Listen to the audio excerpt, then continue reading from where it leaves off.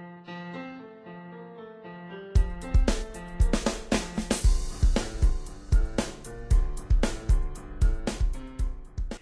this is Rita Rocker with Transformation Academy. I'm an international author, speaker, coach with a passion to work with you in our weekly programs to transform your life physically, spiritually, emotionally, definitely professionally, and financially.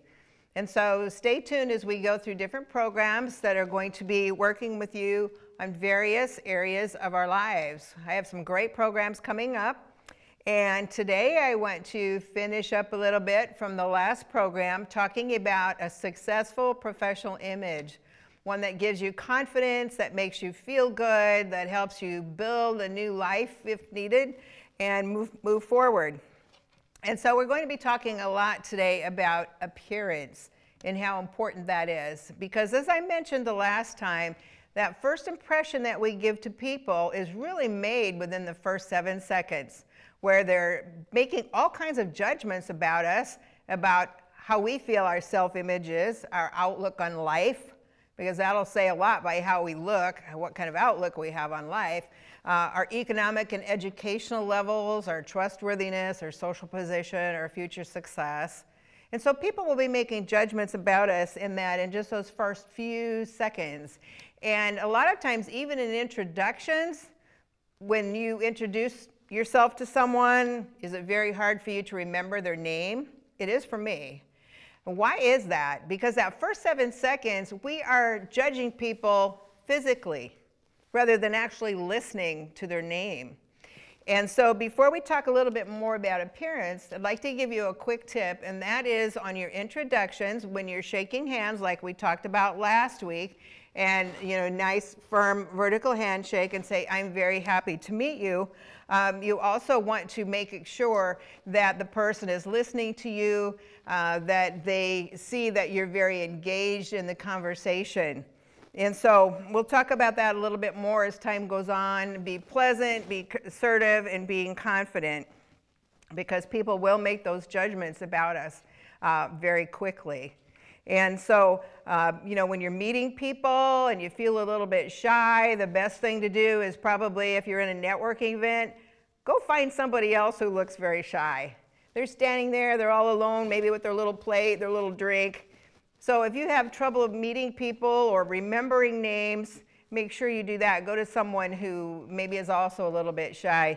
Now, one thing with introductions, again, since people are watching you visually and not listening, the best way to introduce yourself, which does feel a little odd at first, is to say what you do, for whom, and then give your name. And so I could say something like, I'm a professional speaker, author, trainer who works with people to really impact their lives to create new destinies.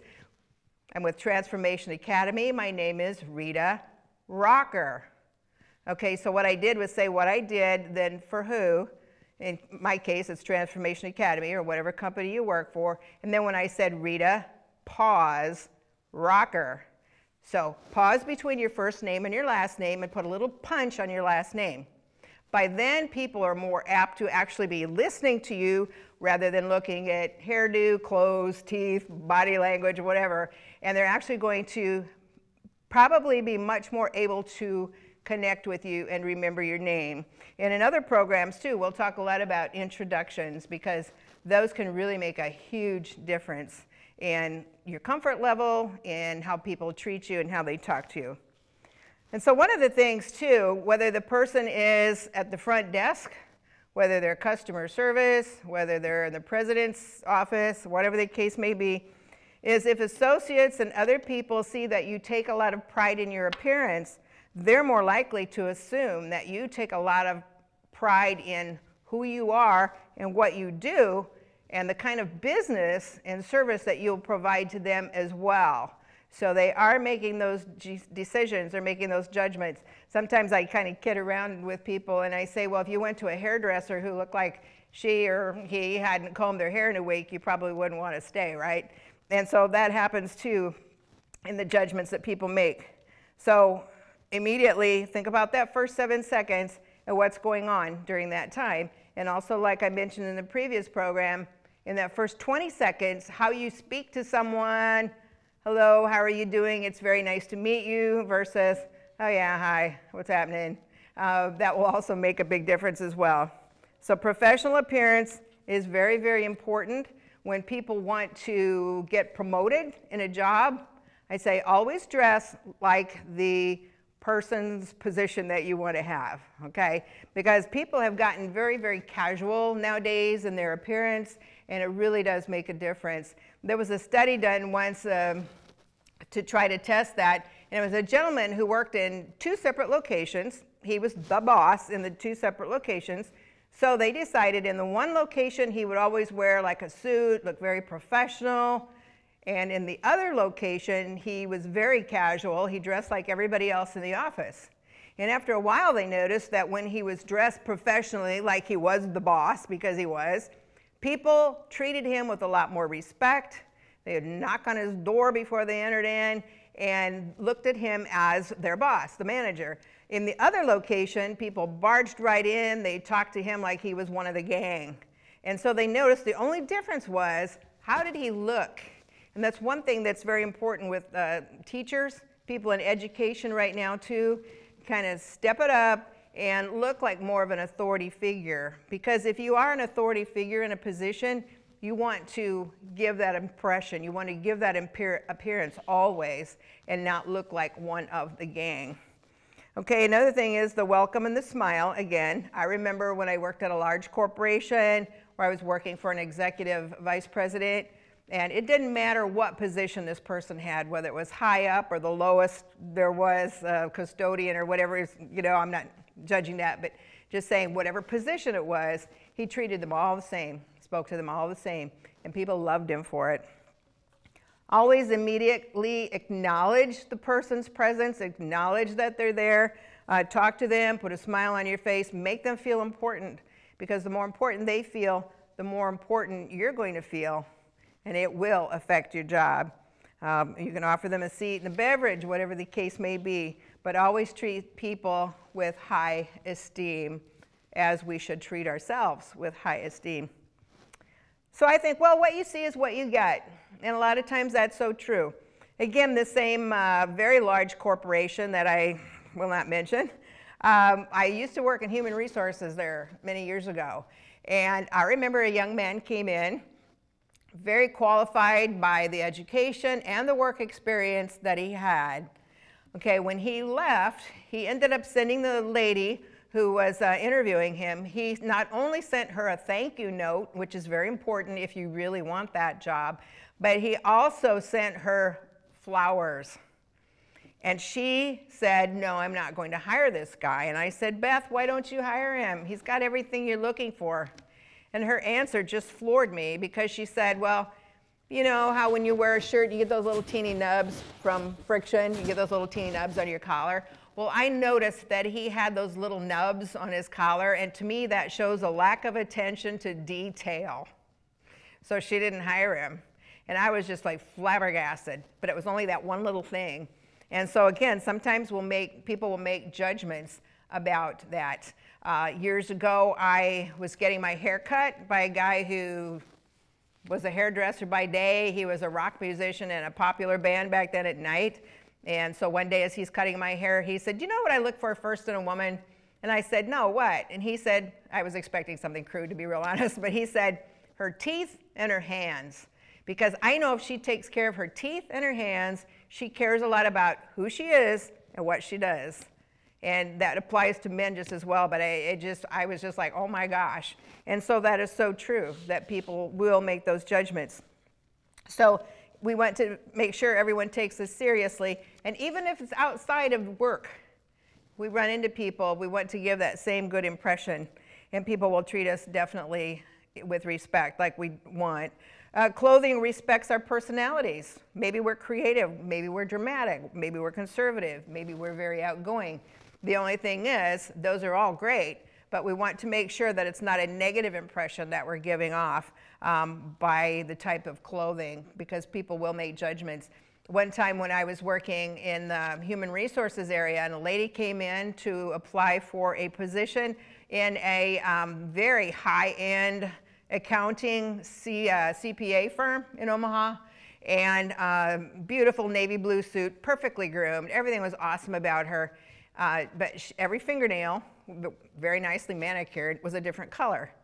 And we said, we're sorry, you have everything they're looking for, but they're not going to, in this kind of conservative business, accept somebody who has fingernails all different colors because it's too distracting when you're working with our clients. And she said, you know what? That's me, that's who I am. And so she gave up the opportunity over fingernails. So you just never know what's on people's minds when they do that. But we always want clothing to move us up, not hold us back.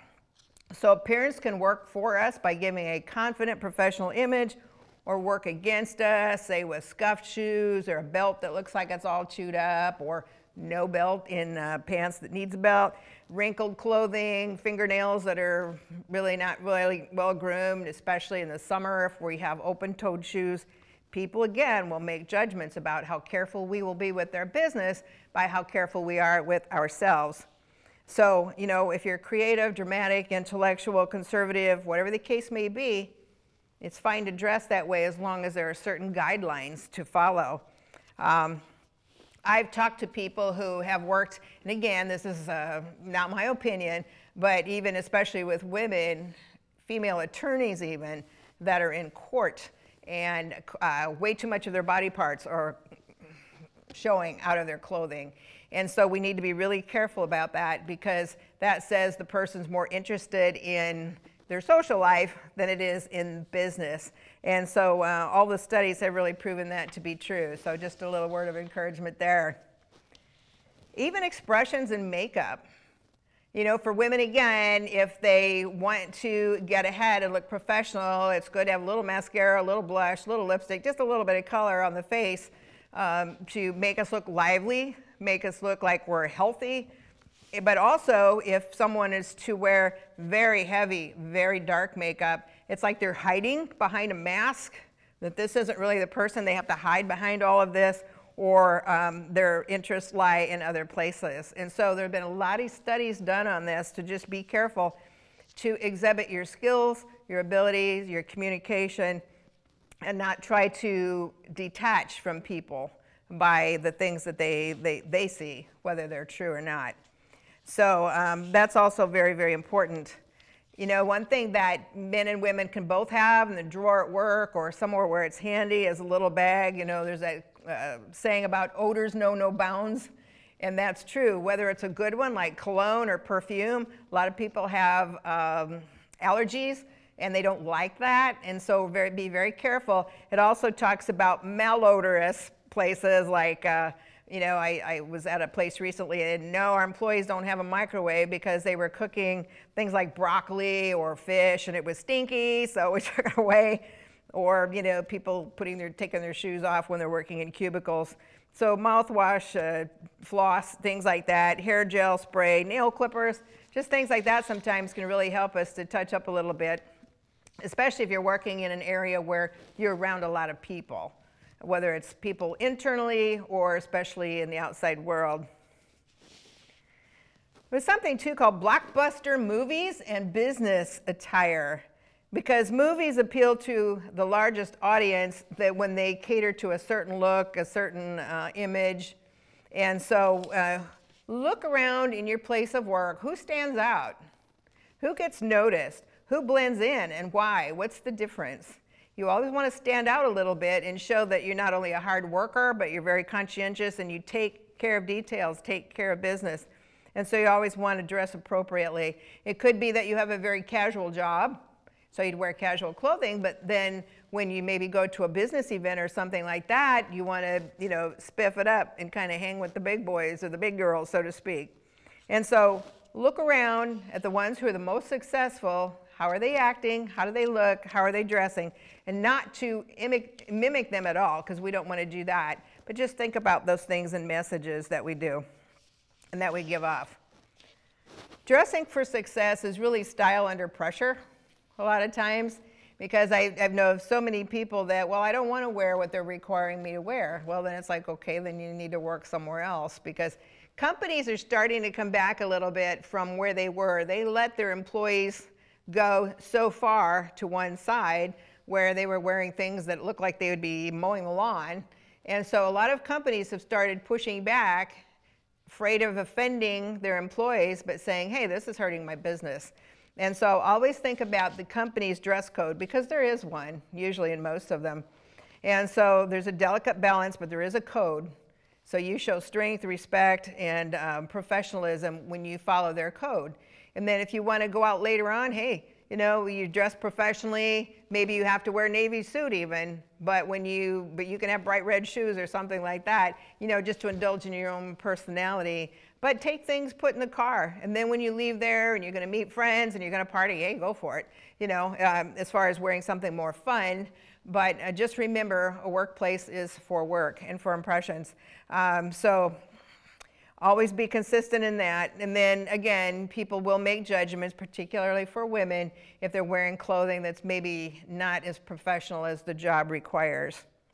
So think about those things.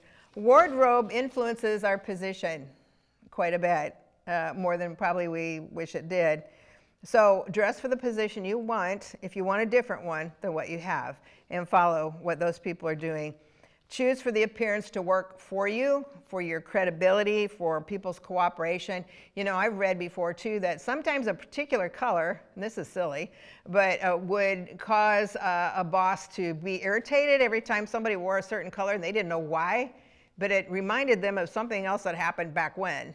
And so, you know, you can do what's called a Dress for Success calendar. This is very, very effective if you're trying to move on and recreate life in a sense.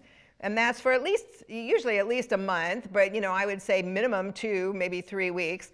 When you get home, before you go to bed at night, write down what you wore, the color, the type of outfit it was.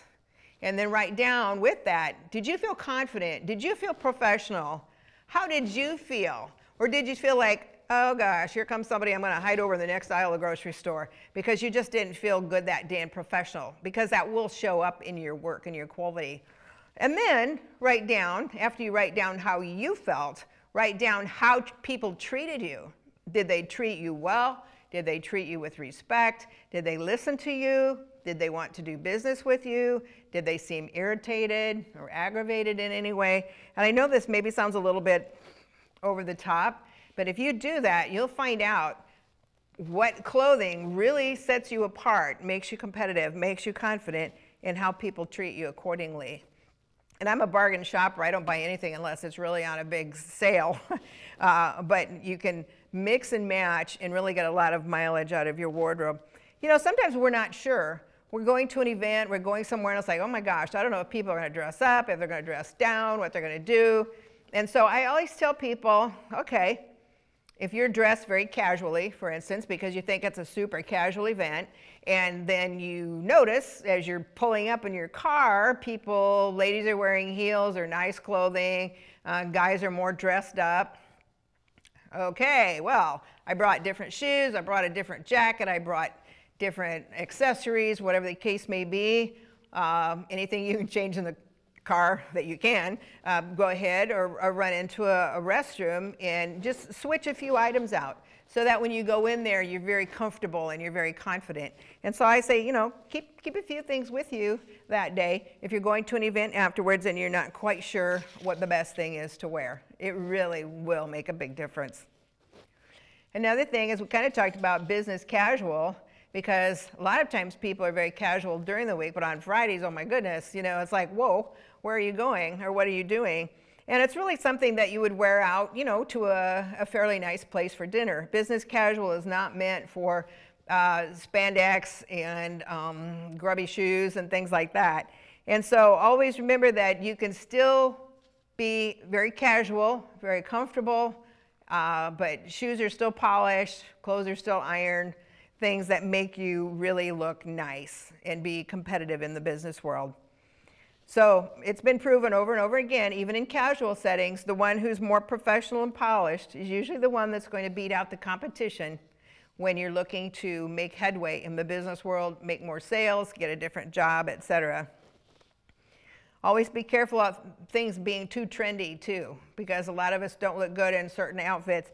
And I've color analyzed a lot of people in my life, and I used to think that was a bunch of malarkey until I really started seeing that the right colors on us reflect up in our face. They can make us look younger, for those of us older. They can make us look healthier. They can make our eyes pop and look bright and shiny. They can, excuse me.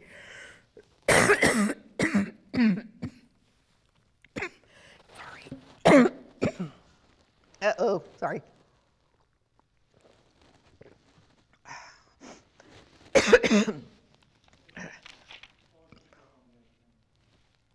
Go ahead. Sorry. So we'll start on the other one. I'm sorry, what? We're going to start on the other camera. Which one, this one? Which one were you on? Do you remember? Look at that one. Yeah, so we'll just pick it back up from this one. Okay. Where you left off. Okay. So you want me to stand out here a little ways then, since I don't know what happened. I was just talking too much. Okay. Are we at 15? Okay. Okay. So go ahead and go. Yeah, just look at this one. Okay. Okay. So yeah, he said talk to this one for a little Okay. bit and then he'll switch back. Okay. Thank you. Okay. You know, other times it's been proven if we wear something that's maybe very drab, very colorless, doesn't make us look very good, people will actually say, and I've heard this many times, oh my gosh, do you feel okay? You look like you don't feel well. And so again, the colors will make a difference in reflecting up a healthy look, even a thinner look. We can do different things with our body shapes, with colors and designs. And so clothing really is important as far as making us look good, healthy, strong, confident, or making us look tired and like maybe we don't feel well. So always think about that too.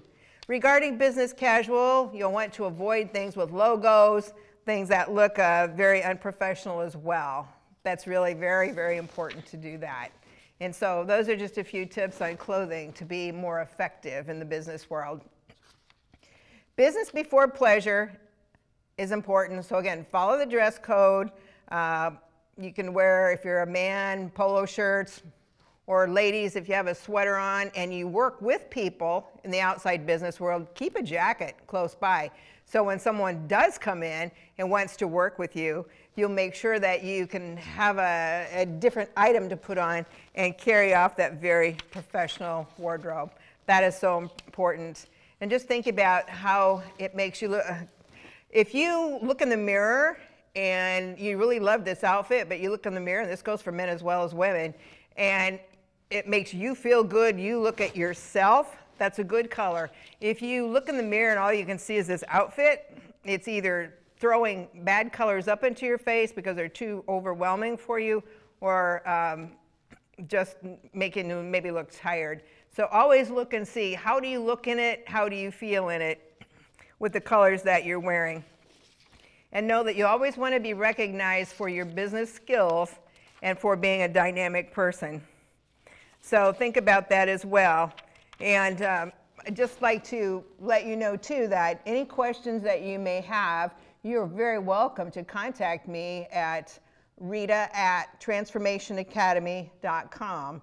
I do have a blog on that site, and there are so many articles on there that will help you communication skills, presentation skills, being able to be comfortable, confident. And as we go on through these programs, I'm going to be sharing many programs with you, a lot of them on confidence, your value, your worth, and just recreating your life in a whole new way. And so stay tuned. I look forward to seeing you again. Have an awesome week. Thank you.